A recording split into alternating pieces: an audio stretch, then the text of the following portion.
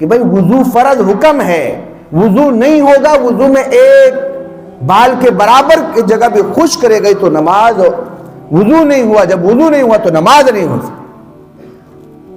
لا صلاۃ لمن لا وضو لہ، حدیث موجود ہے، نبی کا فرمان موجود ہے۔ دارہ یہ بات یاد رکھے، جورابوں پر مسح نہیں ہوتا ہے۔ عجیب بات ہے، جورابوں پر مسح نہیں ہوتا ہے بھائی، لوگ جورابوں پر بھی مسح کر لائے۔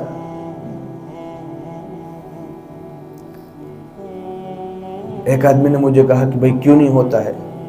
میں نے کہا بھائی دلائل کی دنیا کی باتیں تو الگ ہے، احادیث میں پیش کرو، اس پر میں باقاعدہ جو ہے ویڈیو بنا چکا ہوں کہ اس پر جورابوں پر مسح نہیں ہوتا ہے۔ جو لوگ یہ بات کرتے ہیں وہ سراسر غلط ہے۔ سب سے بڑی بات یہ ہے کہ آپ مجھے یہ بتائیں کہ اللہ کے رسول صلی اللہ علیہ وسلم کے زمانے میں کون سے برانڈ کا جو ہے جورابیں موجود تھے؟ کیا یہ نیلون کے جو جورابیں ہیں کیا یہ موجود تھے؟ کون سے کارخانے کے تھے؟ نام بتاؤ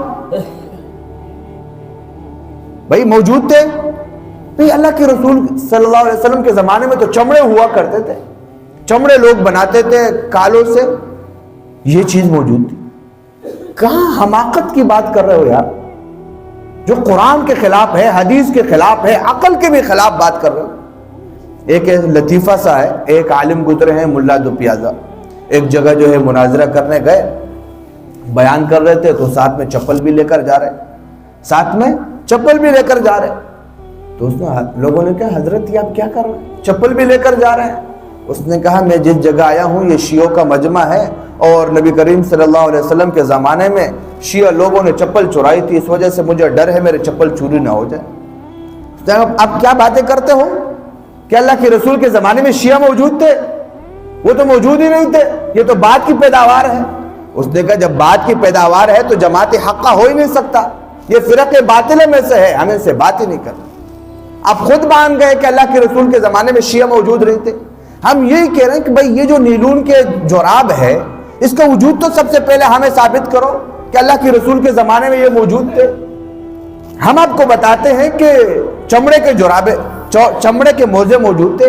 ہاں بعض مرتبہ لفظ جوراب کا لفظ چمڑوں کے لیے بھی استعمال کیا گیا، وہ جو اس سے جو ہے لوگوں کو وہ بناتے ہیں، اور بھائی جوراب کا بھی ذکر آیا تو اس پر باقاعدہ میں تفصیل سے بات کر چکا ہوں۔ لیکن بات یہ ہے کہ بھائی وضو فرض حکم ہے، وضو نہیں ہوگا، وضو میں ایک بال کے برابر کی جگہ بھی خشک رہ گئی تو نماز، وضو نہیں ہوا، جب وضو نہیں ہوا تو نماز نہیں ہو سکتی۔